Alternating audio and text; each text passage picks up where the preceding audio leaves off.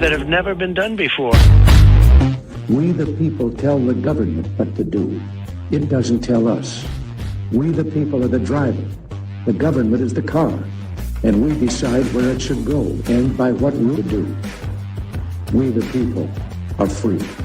And I hope we have once again reminded people that man is not free unless government is limited.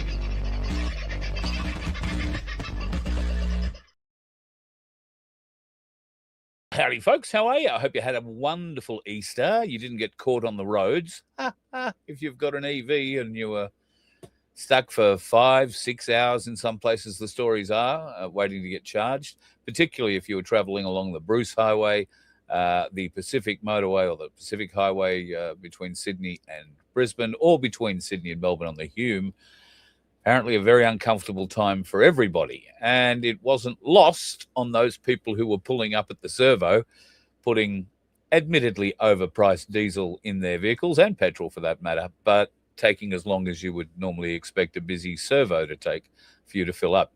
You might have to wait 10 minutes. You don't have to wait 5 hours. So a decidedly ugly weekend on the road from that perspective. I know in Queensland, it was a very bad weekend on the roads for dickheads, although probably better for the rest of us as they won't be on the road to trouble us anymore. That's probably a little bit unfair. I don't know the circumstances of all the accidents, but I know of two that I'm aware of which were high speed. One of the people that died was just terribly unfortunate, and a mother up from Victoria on holidays, I believe, and got T-boned, essentially, by a car that may or may not have been involved in some hooning events, Easter hooning events in the South Brisbane area. But anyway, we'll find out more, I guess, as days and weeks progress on the horror on our roads that way. There have been a couple of others who've shuffled off this mortal coil, of course, around the rest of the country. Commiserations to families, of course, at this terrible time.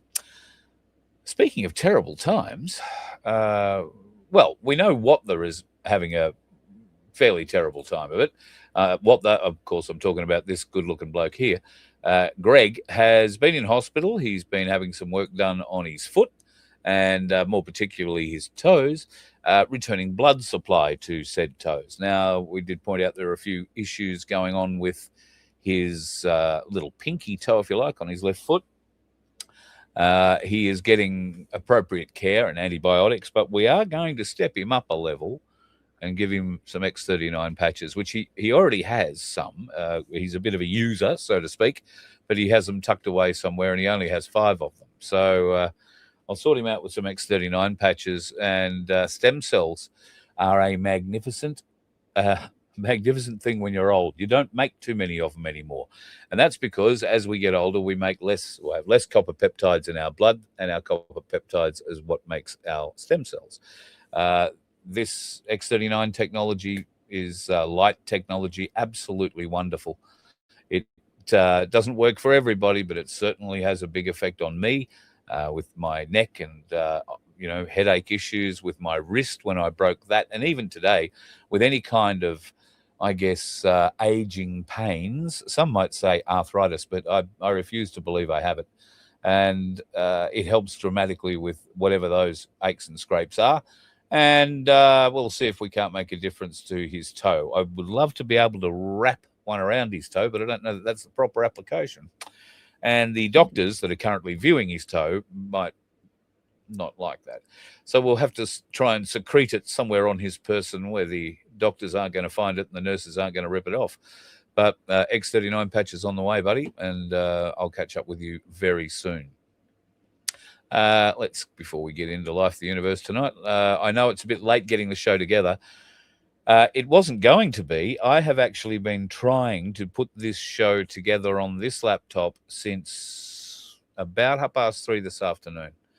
And I'm not sure how far we'll get into the show before the whole thing cooks itself and turns itself off. But that's essentially what happened today. And I had to let it rest, obviously, and cool down.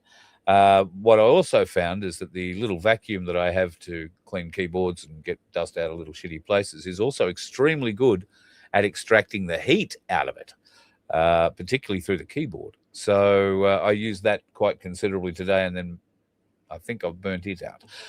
It got very hot while doing it, though. So anyway, bit of fun, learning experience for us all. First in the house tonight, Huxley Bailey. Hey, nice to have you in. And coming through off the Rumble side of universe. Wonderful. And what there was first in the other hole. There you go. I didn't catch up with that. Lovely lady Rada is in the house as well. And Connie. What's this one? Your son was in Afghanistan and lost 3 mates from a rogue soldier on the base. That's interesting because part of Ben Robert Smith's story has something to do with that particular episode. 3 Australian soldiers being shot by an Afghani who was supposedly helping the Australians, but or helping the people, helping his country. And they were embedded with the Australian troops, and this bloke's picked up a weapon and killed 3 of them and then jumped the fence, done a runner, and they sent our most elite people out to hunt him. We will talk about that a little bit later on. The lovely Susan is in the house. You believe that everything that has and is happening in the world, even here in Australia, is meant to be? I believe it's all part of the Q plan. You've been watching interviews and reading books on Q. I'm with you for maybe different reasons, but I'm certainly with you. And it's interesting.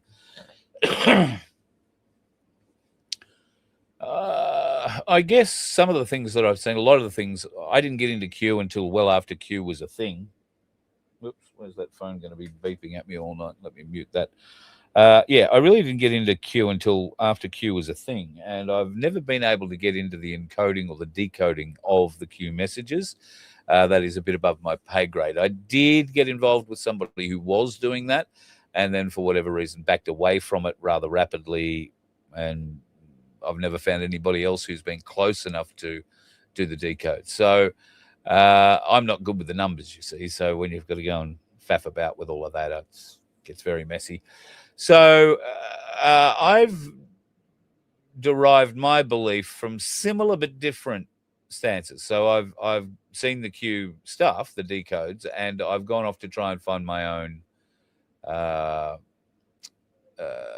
qualifying evidence, if you like, and used independent ways and means to do that. And I did that for a long time, maybe a year, maybe not quite a year. And it wasn't until I came across the first 10 episodes or the first 10 segments of The Fall of the Cabal, which at that time was only available on BitChute from memory. And if you haven't seen it, or you have family, friends, and others who are just completely disbelieving of what's going on in the world, and you could actually get them to sit down to watch anything that goes from maybe 10 or 15 minutes to 45 minutes, it will explain history in a way that you never, ever, ever would have dreamt. And for many of us, me included, it resonated as truth. It all fitted together in my head. Now, okay, some might say I've got a weird head, but I haven't got a bad one. It's not terribly good looking, but I have no bad intent. So I look for that sort of thing, but it didn't seem to have any of that. So The Fall of the Cabal, if you haven't seen it, but be prepared. There are a lot of shocks, particularly in the first 10, and then there is another 10 after that. And I'm not even sure if Ozenbard, what's her name? Somebody rather Ossenbard from the Netherlands, I want to say, has done all the research on this, and it is spectacular. And there may even be a 3rd series now, I have a sneaking suspicion. So great one to wake people up. The lovely Aussie Sue is in the house. Lovely Easter to you. I saw a beautiful photo that you put up on your Facebook page. I don't know if it was AI generated or not, of a sunset. I'm guessing, no, maybe it was a sunset, in which case it probably was AI generated, because you wouldn't get that sort of sunset where you live. Might have been a sunrise, maybe. Anyway, beautiful photo. You do generate some very beautiful images. You've got your eye on AI very nicely. Who else is in the room? G'day, Donna. G'day, Ian. Hello, Jude. My man in South Australia, Pete from Pinaroo. That would be my other man from South Australia. Nice to have you on board. The lovely Susan. Again, hello, Ann Penny. Donna. Did I say Donna before? Don't know. Anyway, you're all in the house. Lovely to see you. Nearly caught up. And I guess you're all explaining how many Easter eggs you didn't eat over Easter. I didn't eat any chocolate at all over Easter. Nada. Zip. Not a freaking thing. It was very good. Well, never been a chocolate eater anyway, so it doesn't really matter. All right, bit of a shock in Sydney today. Ben Robert Smith was arrested at Sydney Airport when he arrived in Sydney on a flight down from Brisbane. He was arrested on board the aircraft, which would have meant the police came on first up and escorted him from his seat before anybody else got off the plane. That would have been, nice for him, don't you think? If he hasn't been already, maybe the 6 o'clock news has been and gone, but I haven't seen anything on any of the other news stories. If he hasn't already been charged, he is very likely to be charged with 5 war crime murders from his time in Afghanistan. These stem from they are in fact the same charges that he faced in a defamation trial, which he lost to Channel 9, I don't know, 12 months ago, thereabouts. And now they're going to try and prosecute these in court. Now, the defamation trial that he lost is to a much lesser standard than a criminal trial. But Ben Robert Smith is now, if charged, facing life behind bars, the rest of his life. Now, there was a report brought out in November of 2020. It was called the Brereton Report. It was put together by a guy called Major General Paul Brereton, and it investigated the actions of Australian special services or special forces between 2005 and 2016. In that report, he found credible information that 39 unlawful killings of civilians and prisoners, had occurred. Now, that's led to ongoing criminal investigations and major reform in the ADF. I'm not exactly sure what that major reform is, but I'd be surprised if it's anything good. Ongoing criminal investigations. To my knowledge, I might be wrong, but to my knowledge, if charged, Ben Robert Smith will be the only person charged for what appears to be 5 war crime murders out of 39. So where's the other 34 happening, and who's being prosecuted there? And why isn't that snide little journalist from Channel 9 who is just against our defence forces in so many ways, while smiling and saying he's all for them, he's going to be the undoing of, well, hopefully a great many things, but I certainly hope it will not be the undoing of the Defence Force. I hope that members of the Defence Force learn from this, that blokes like this Nick McKenzie are not to be trusted in any way, shape or form. They are not your friends. They are blood-sucking leeches looking for a way to get a story and then bend that story. And he has been found wanting in his journalistic morals and ethics, particularly on this subject, on a great many levels of this subject. But of course, Channel 9 media do not bother promoting that too much at all. They just think it is. Anyway, Ben Robert Smith, should he be charged, will have to face a jury of his peers. I'm not exactly sure where his peers would be. He lives in Brisbane, so the trial you would think would be held in Brisbane. Being a federal trial. It can be held anywhere, but being a murder thing, it'll be a Supreme Court trial, no doubt. Well, there's one of those in Queensland. He's been, by the look of it, been charged under federal laws. So does that mean it has to go to the federal court? Will it have to be heard in Canberra? God help him. Or Sydney? God help him more. Would it not be better to have a jury of his peers in Brisbane? It's what I'd be asking for at the very least. His support is in Brisbane and around Brisbane, as far as I'm aware, and he has a lot of support. I know a great deal about what's gone on behind the scenes in the lead up to this. I know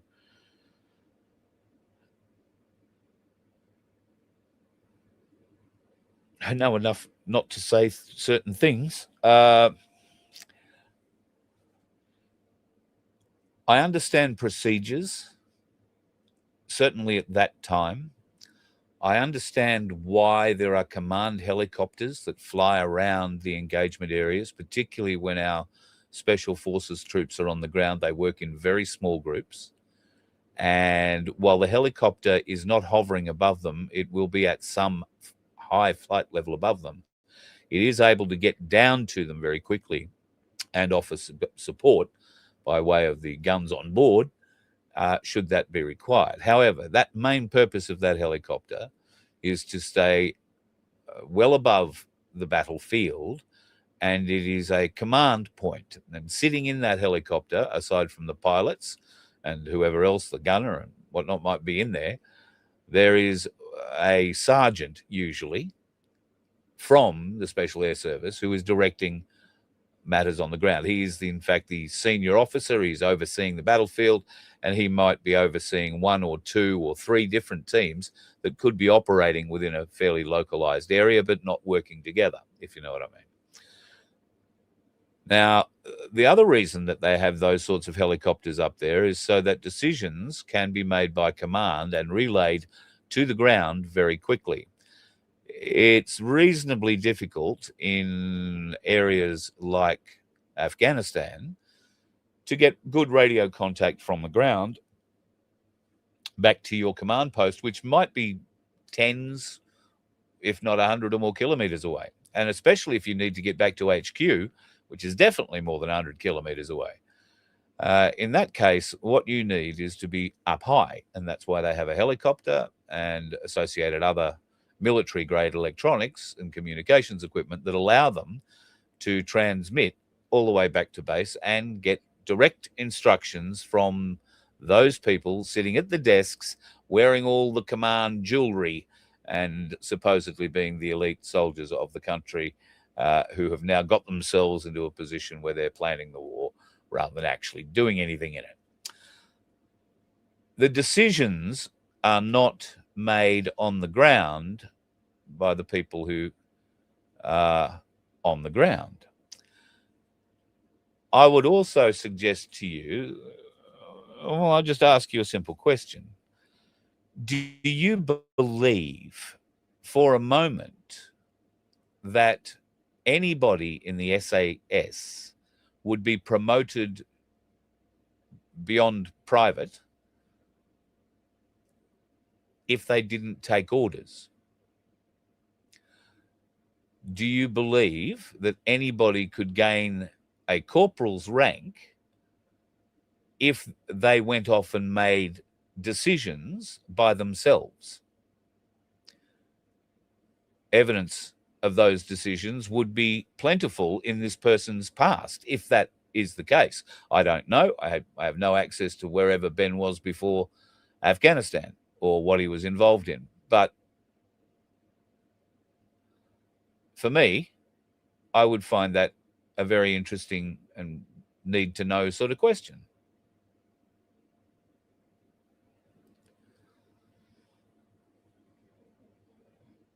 Tall poppy syndrome is something, I don't know if it's unique to Australia, but certainly Australians do it the best. We chop tall poppies down every day, and we do it brutally, usually. Whether it be a meme, whether it be, a comment, whether it be shouting of abuse. It happens all the time.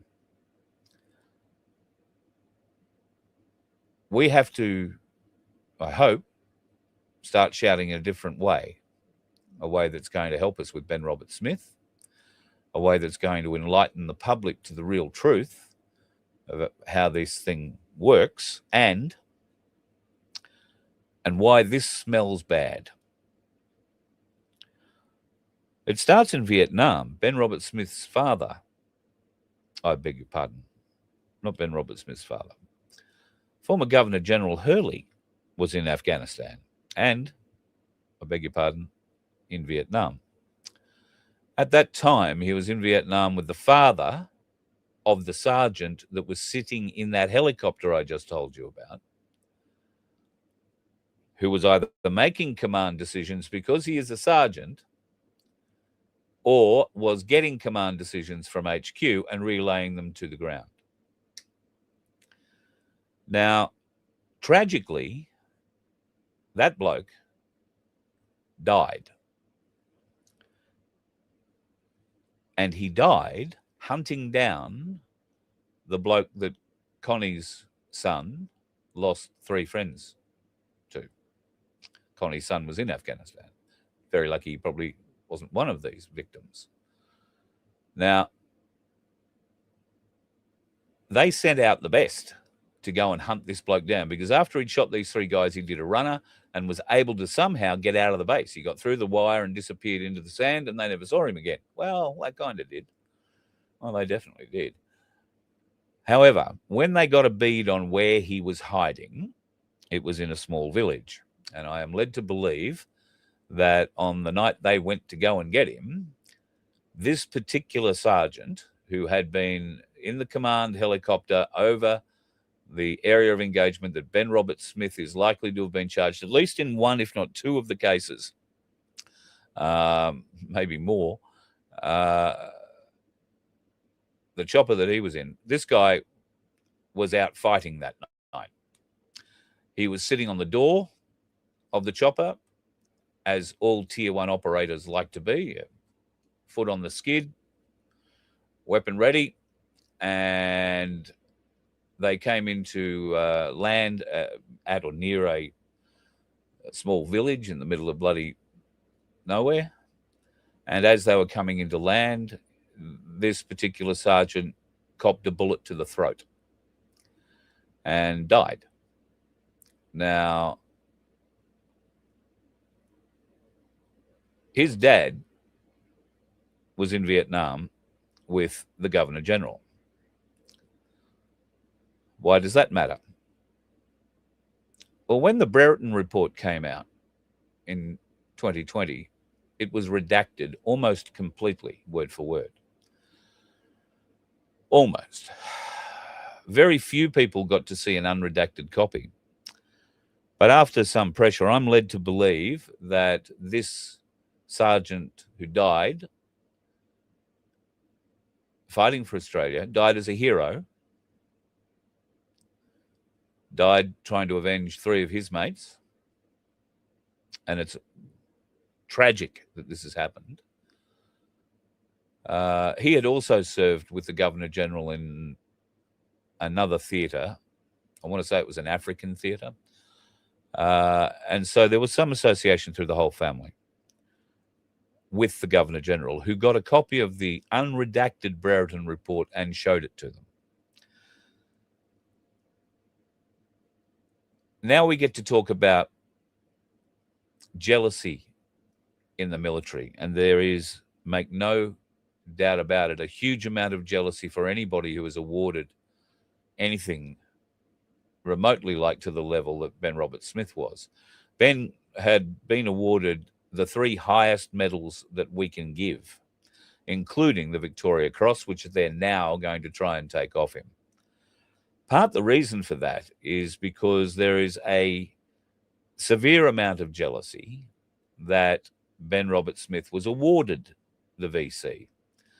Many people are not aware that a VC awardee, whenever they walk into a room from now until they die, think of, I don't know, Anzac Day at the RSL. But not even that. Walk into a reunion, walk onto base for something, to do a speech for something or whatever. Retired and serving current military personnel have to salute you. That means if you're an admiral, or you're a general, or you're a lieutenant colonel, you salute a corporal every time he walks in the room. And they hate it. So too do the corporals, just between you, me, and the gatepost. But the officers absolutely detest it. Now, I'm also told, and I don't know Ben, we've never met, we've never spoken, I've tried. I think God's kept us apart for a reason. I'm not quite sure what that reason is, but if that's the way it's meant to be, that's the way it's meant to be. But it's my understanding that a scapegoat is needed, particularly in the cases that this prick of a journalist has sunk his teeth into. There is some doubt about the veracity of the stories, sorry, I beg your pardon, the testimony of the witnesses that Channel 9 will bring to bear. Some of those witnesses' testimony was found quite wanting in the civil trial. A lot of it certainly came across as personal jealousy, a dislike for Ben Roberts-Smith. And I am led to believe that Ben Roberts-Smith did nothing to engender great feelings of friendship with too many people. I believe that he had certain aspects to his personality and uniform that made him not terribly well liked, but, not roundly hated either. However, the not terribly well liked part might have come from the higher ups. However, they do have enough pressure put on those that served in with him and around him that at least 4 of them are going to testify that he's committed these acts. Now, the acts he'll be charged with are either committing the deed, pulling the trigger himself, or ordering somebody else to do it, a subordinate. And you might remember having seen some of the footage of a subordinate turning around and asking a soldier whether or not he should do this guy. He's standing over him in a paddock with his gun, and there is a pause, and then there is some sort of communication that says yes. Can't remember whether it was actually vocal or a signal, and this guy shoots him.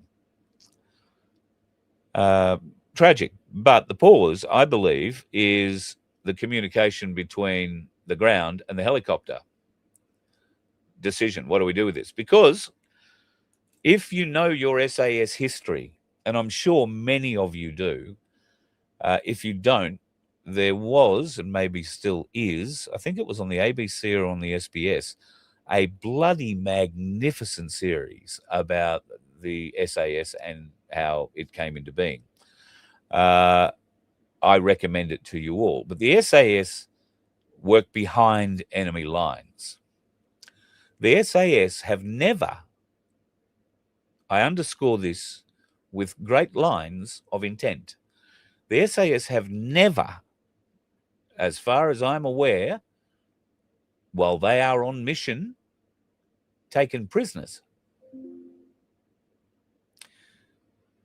If they go in to get somebody, that's an extraction. That's a different thing.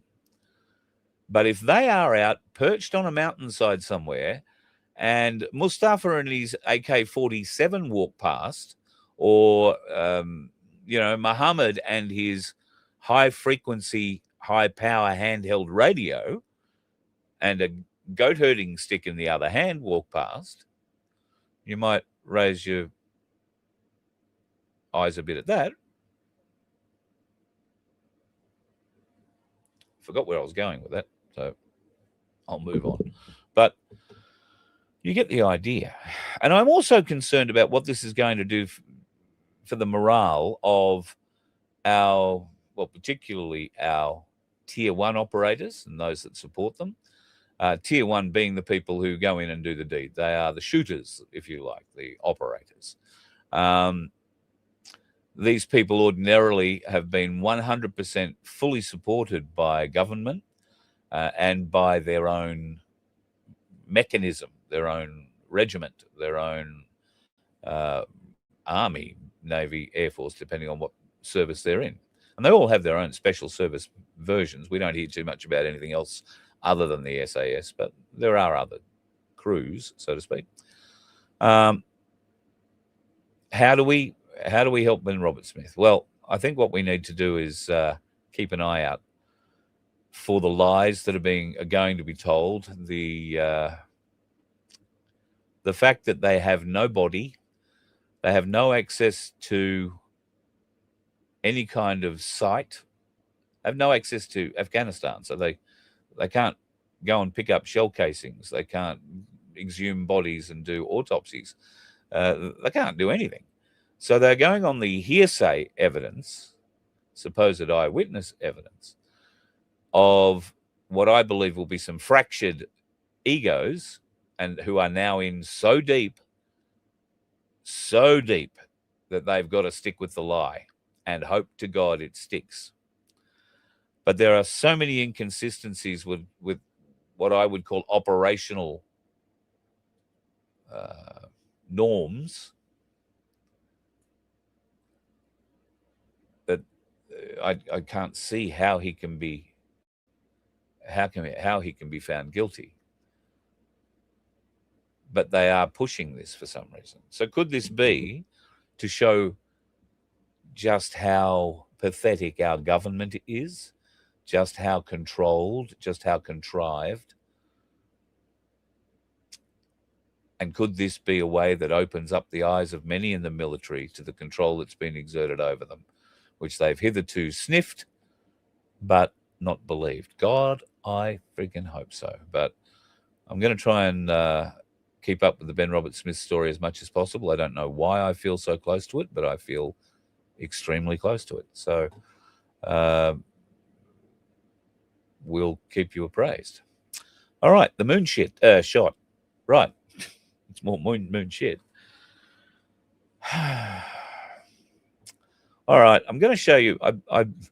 This computer has been playing up. I've downloaded 3 or 4 different videos of this that wasn't somebody else's TikTok and had much better pictures. But I just want you to watch this. Artemis 2 now bound for the moon. Humanity's next. Look.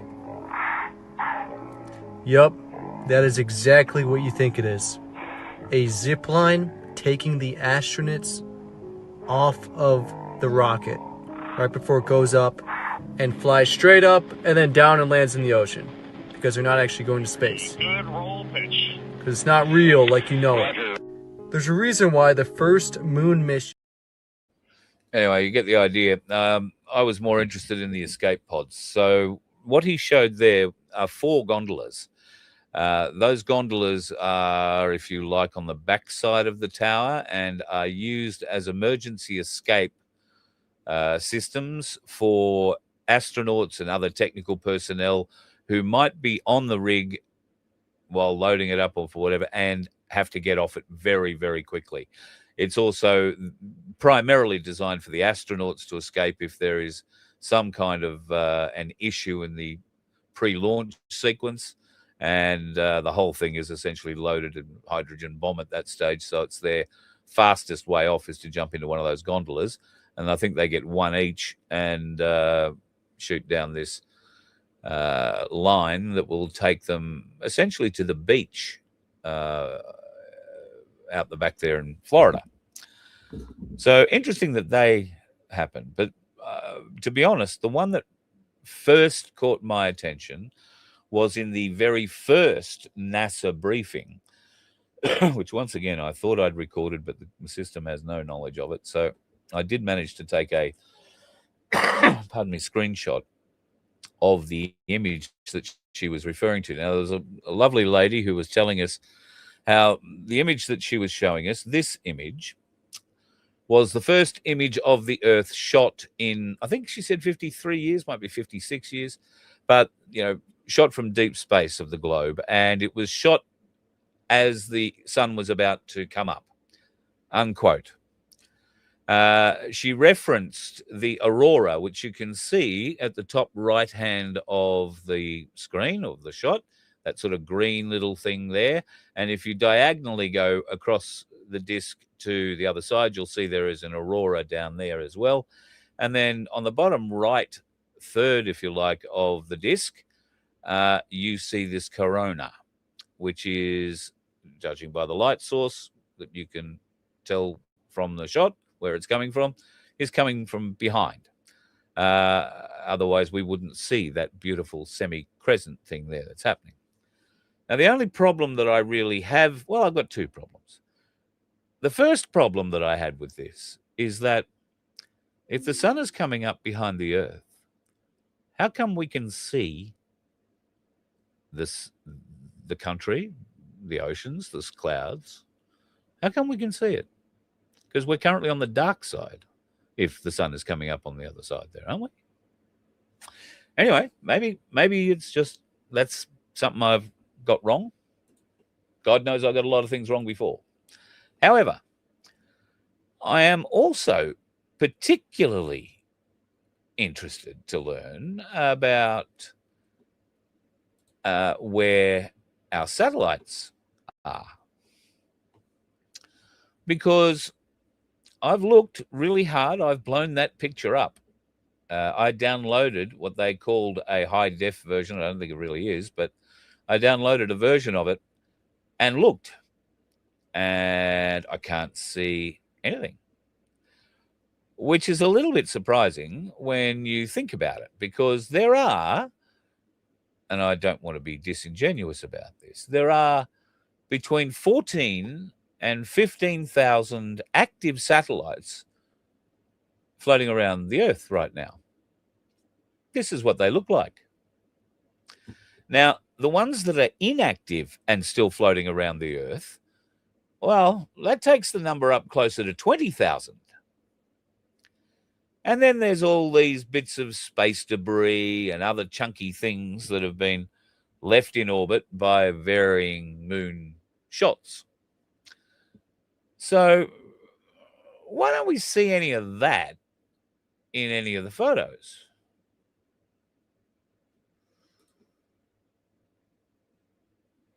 I think there's a reason they call it not a space agency.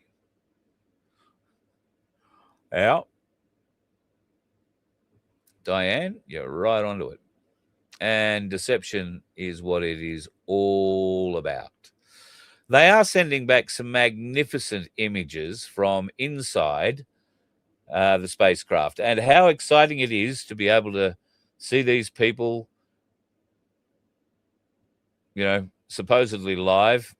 I don't think they are. I don't think they've had a live thing yet. Bear in mind, these are the same people that we weren't allowed to see live getting into the spacecraft. No pictures of that. Bear in mind, they're providing pictures back to Earth out aside from that beautiful disc one I just showed you there. Anything that comes from the outside of the craft looks like it was filmed back in 1969, or maybe 67 or 68 with one of the first passes of the moon. We've got 8K cameras. We've got 8K video that can be live streamed. We've got all sorts of, I mean, I have 4 terabytes of storage in a hard drive that's the size of the palm of my hand. It will take a lot of really nice detailed pictures in very high definition on there, like thousands. How much space do they need to be able to transmit? Oh, look, even if they don't transmit them, maybe we're going to get those really good high def pictures when they come back. What I don't understand is why we're not getting them now. It's weird. But anyway, what we are getting is some beautiful, beautiful, beautiful pictures like that. Unfortunately, there are people working on the set that are pointing out how it's actually working. And yep, these sorts of pictures are being leaked out. And then there's this one. I love this. This shows how pics work. They pick you up, let you hang. Notice anything similar about that? Even if you go up to your TV, I've only got a very small screen here, but if you go up to your TV and have a look at that girl's hand and her thumb and compare it with that one or this one, it's probably better. particularly, her left thumb. Pretty wild. At any rate, first pictures from the dark side of the moon have been sent back, you'll be pleased to know. And that's what it looks like. The Albanese government isn't concerned, nor apparently is Trump. He's more concerned about anything else except this, apparently. Anyway, let's move on. Many people won't be familiar with this place, but this is the Ampol refinery at Lytton in Brisbane. This refinery produces and supplies fuel to essentially all of Queensland and certain parts of northern New South Wales. It provides fuel to its partners, BP, Shell, and a variety of, well, until recently, a variety of independent fuel distributors throughout southeast Queensland and further afield. Over the weekend, and this is why this computer is an issue, another piece of video I've saved, or I thought I'd saved, but has disappeared. A truck driver, one of those tanker truck drivers, had enough and finally came out and told the truth. Now, we've been hearing stories from drivers who weren't prepared to come on camera and tell the truth because it would cost them their job. This bloke has had enough, and he was driving for an independent fuel distributor.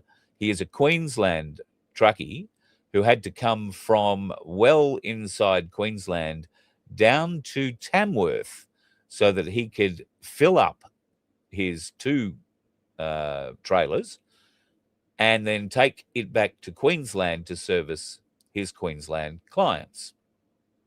Why? Because the Lytton refinery had decided to close its doors, or at least limit the number of independent fuel trucks it was allowing in there and out every day, and how much fuel they were allowed to take. Now, I've put a call in today. I've sent an email today to try and speak to somebody from there about this to find out if there's any truth to that. I'd be very intrigued to learn that if there are millions and millions and millions of gallons, as I'm prepared and led to believe, they're already on site just sitting in storage. Because I believe that this picture that I showed you of Lytton doesn't show huge volumes of storage, but I believe there is also underground storage there too. I don't know how true it is. I'm not that kind of person. I do know it looks very pretty at night, but not real flash. So neither is there getting back to people. In fact, I just heard my email go bing, so let me just have a bit of a look and see if they've... No, nobody's replied from them. So I guess we'll wait and see whether anything comes out. Otherwise, you might feel the urge to contact them. That phone number that you ring, anytime you ring this place, it will go to the security shack, and they will just get you to leave your name and details and point you in the direction, or they will pass your message on. So that's how good that's going to be. But if this is true, and if there are other truck drivers who are prepared to come out and confirm that, tanker truck driver or owner drivers who cannot get refilled like they usually would be out of the Brisbane refinery, I think we need to do something about that. Clearly, they're just feeding themselves while blowing our prices out of the water. Now, in Bali the other day, $1.30 a litre. Apparently going up to $2 a litre maybe next week. That would be a big jump in Bali, I suspect. But that's a huge jump in anybody's language. But I don't know. We'll wait and see. I don't think our Lytton refinery supplies Bali. Not our problem. Our problem is this Lytton refinery seems to be providing Ampol, Shell, BP with their oil, their fuels, and denying the regionals for a reason. I don't know what that reason would be. And they don't seem to be interested in telling us. Frankly, this probably leads into what I'm going to talk about next, which is the big parade protest that is trying to be arranged for the 26th of April down in Canberra. This is the immigration rally that Shallow Chal is putting on. Scott Challen, his name is, has been a big star with Karl Stefanovic recently. He's been appearing on a couple of the mainstreamers podcasts, and he puts across a very good argument for what we need and what we want. There are a few interesting factors about it. All of a sudden, Scott's running an anti-immigration rally, and we're all going back to Canberra, or at least that's his intent. Now, this is the parliamentary calendar. He wants to hold this event on the 26th of April, the day after Anzac Day. And I've got to admit, Anzac Day in Canberra would be rather special if you want to go and have a look at the War Memorial. Wish to God they'd get that new air museum opened. But then there's the 26th, where they want to do this protest. You can see that there are no politicians in Canberra on the 26th of April. None. They'll be back a couple of weeks later for the budget, but nobody's going to be there. Not even the person, I don't even know if this is a federal letter or not, but this is a letter that Julian Hill, MP, wrote and sent to all mayors. It essentially says, what wonderful people you are. Thank you for supporting the immigration push. What we're calling for you to do, now that we have been able to speed up our Australian citizenship application process and approvals process, is we need you to do more citizenship ceremonies, more of them, bigger ones, get more people in and do them more often. And we're really happy that you're playing along with the game so far. That's what that letter says. So, look, I can see a reason why there is a reason to march about immigration. In fact, Beck Freedom and the crew have been saying that now for how long? And interesting, Scott Challen was one of Beck Freedom's organisers in Brisbane until he somehow managed to gain control of that, and the stage became a very political stage after that. It wasn't a people's stage in any way, shape or form. Maybe that's what people in Brisbane wanted, but Pauline Hanson and crew certainly were there, and there were others, libertarians. I think Jared Rennick made an appearance at one of those events too. So they did share the stage, but they shared it with the professional politicians, not so much the people, but that's another story. It'll be interesting to see what comes from this rally on the 26th. I don't really know what's going to come of it. Have my doubts, if I'm honest, just between you, me, and the gatepost. But we shall watch and see. Speaking of watching and seeing, more Epstein news. Now, the Epstein files that were released are just the gift that keeps on giving. Unfortunately for so many people, they're not giving up a huge amount of information, at least that's coming out publicly at the moment, about Donald Trump. There are some very interesting tidbits of information coming out about South Australian police force, particularly in Port Pirie, and a number of police officers that are named. Those names are not redacted. I think Rachel Vaughan has done a video on some of that. If it's not her, somebody else has. Worthwhile digging up and having a look at. But these new allegations from Jeffrey Epstein, the Epstein files, stem from an email from a redacted person to him. Now, this email came to him in March of 2025, and the subject line says, "Preparing for pandemics." The key line says, "Please find attached a draft agenda for the meeting on preparing for pandemics, as requested. Let's discuss next steps. For example, how to officially involve the WHO and ICRC, i.e. co-branding." Co-branding is a very interesting word.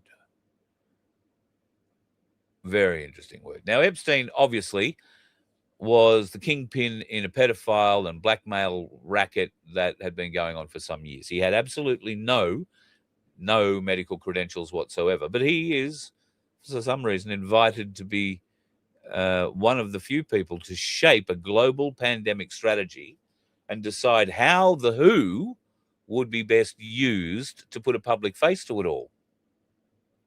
Now, the co-branding thing matters because it exposes everything. It confirms that the whole thing was a fake. They needed a face for the manufactured crisis. They weren't preparing a virus. They were preparing for control. And there is a timeline, a provable timeline that comes with it. Now, in 2015, Epstein receives that pandemic agenda straight from Geneva, pushing the WHO cover. From 2017 to 2019, Epstein Island and New York's mansion both hosted biotech billionaires, AI surveillance geeks, and pandemic gaming sessions with the exact people who later on ran the show. Then in early 2020, the scripted outbreak hit, and of course, the WHO declared the pandemic right on cue. Lockdowns get rolled out around the world. In 2025, Trump forces millions of pages to be unsealed, and this information pops out over the last day or two, as it says. Interesting things to learn.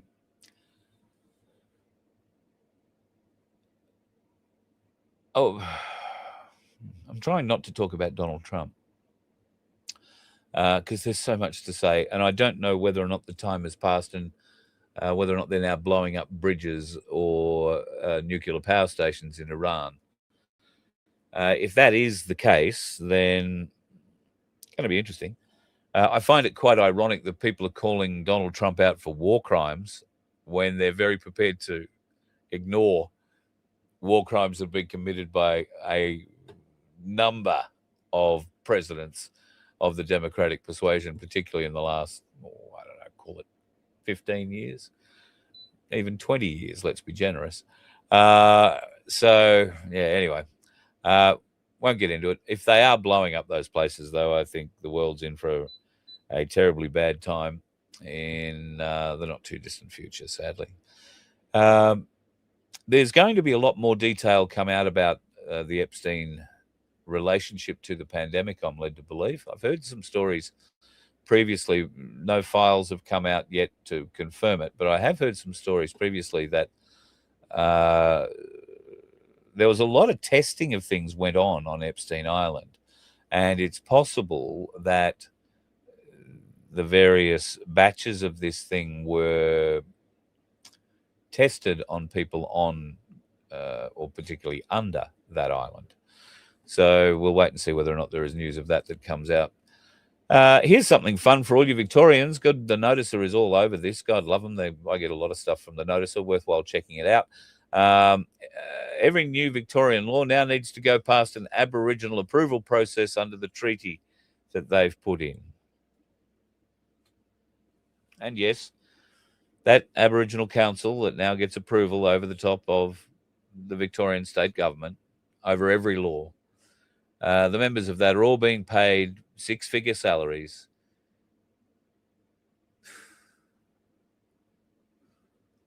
Oh, I can't believe it's happening. Victoria, Victoria, Victoria. I know you've got an election in November. I couldn't tell you who you have as an opposition. I don't think any of you know who you've got as an opposition because they're weak. They say nothing, they do nothing. And a bit like the federal Liberal National Coalition, they'll say one thing to your face and go in and vote the opposite the same day. And this is something that the Liberal and National Party have yet to figure out. And I hope that the Pauline Hanson One Nation group have. Their intent means a great deal. Their word means a great deal. They say they're going to do something, they do it. What we have to be careful of is what they say or what they don't say they'll do, because in many cases, that's what we need done. And it remains to be seen whether or not One Nation is in fact going to be able to stand up to that. I really, really hope they can. I really hope they will.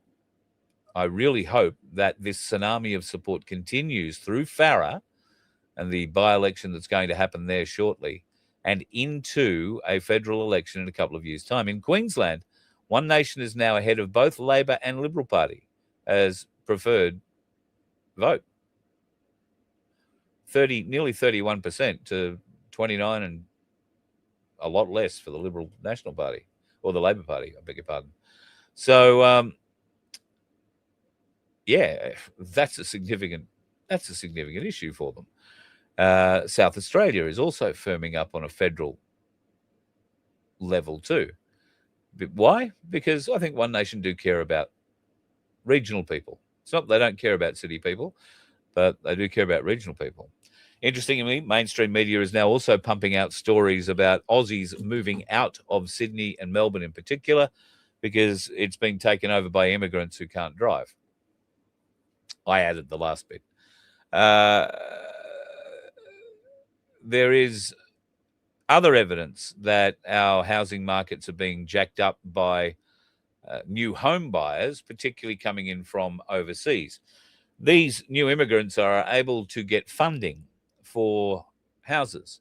They get the 5% home loan deposit thing and a few other bits and pieces that they can get for coming from hardship areas, yada, yada, yada, yada, yada.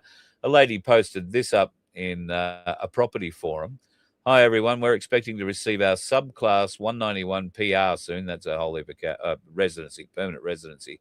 We currently have around $200,000 in savings and are both working full-time with a combined annual income of about $180K. Our plan is to first purchase a new home using the first home owner grant, and then 3 to 6 months later buy an investment property. We just wanted to check whether or not the strategy is realistic and achievable. Now, look, I don't think there's absolutely anything wrong with asking for that sort of advice, but further down in the chat, it reveals that this is a couple from the subcontinent who are making very good money. They were making very good money on the subcontinent, but they've come to Australia because they were offered a great deal to come to Australia. And why wouldn't you? Let's face it. If you looked out your window in Mumbai and then you came and looked out your window on the Gold Coast, you'd know where you'd live. So, or even out in the bush. Not that we see too many of them out there in the bush. However, our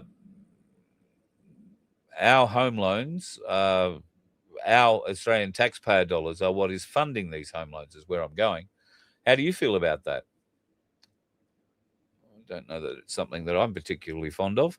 Maybe that's something you can talk to your local member about as well. Send them an email and say, do you know this is possible? Or better still, don't believe me. Go and do your own research on it. It's probably the best idea for us all. All right, I'm going to love you and leave you. I haven't heard or seen from Vince. I've tried ringing him a couple of times today. I imagine he's still asleep. So we shall see what happens. I'm going to be on the road tomorrow. There will be if you are watching the YouTube channel, youtube.com // at VOF, the at symbol, VOF. I'm going to attempt a live stream with another microphone off that phone. And I may have a special guest. We'll see how it goes. He might be camera shy. We'll see. But that'll be on tomorrow's show. Yeah. Yes, on the road again tomorrow. At least, well, I'll be on the road all day, up and back. But be heading north and then heading south again, heading up to see Margie Sedgman, picking up something from her so I can help out Skipper Pete. Believe it or not, this is how the family works, folks. So tomorrow, rather than hide it all, I'll tell you what I'm doing. I'm going to see Margie Sedgman because Margie has an H2 unit that she has no further need for. She never had it fitted to her car because just before she got it, she got ill and she won't be doing any driving or towing a caravan around or needing it. So Skipper Pete, who already has an H2 unit on his vehicle, is getting another vehicle. He's sort of inherited it, if you like, and he has so much love for the machine now that he wants to put another unit on his car. So I've facilitated a purchase, if you like. So Skipper Pete's going to get Margie's H2 unit, but there is a bit of a difference of about 1,200 kilometres between them. So I'm going to be the money man and pick it up and send it up to Pete, while I also send off a bit of programming kit that has to go back to Tim to get reprogrammed. I will also poke my head in and potentially see Sunflower. I don't know if she's in the chat tonight. I haven't told her that I'm coming, but there might be room for a coffee with her somewhere. And I will be calling in to see Greg, who I am taking the X39 patches to. So that'll be my day on the road. And you may well hear me getting rather angry if I'm stuck in traffic getting back. Tomorrow night might be later than normal, depending on what time I get back or if I get stuck in traffic. But the goal is to be back here by 4 o'clock. If I can be back by 4 o'clock, we will have a show at 6:30 as normal. If I can't, well, it might be a bit later. We'll just see how it goes. Anyway, have yourself a wonderful evening, folks. If you're off enjoying the magnificent pictures that are being created, that are coming from the moon, will be interesting to see what dark side of the moon pictures they do show us. Or you might just want to go out tonight and do what this bloke did.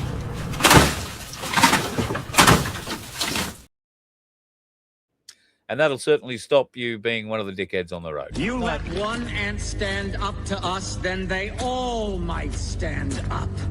Those puny little ants outnumber us 100 to 1. And if they ever figure that out, there goes our way of life. It's not about food. It's about keeping those ants in line. That's why we're going back. Does anybody else want to stay? Let's rock!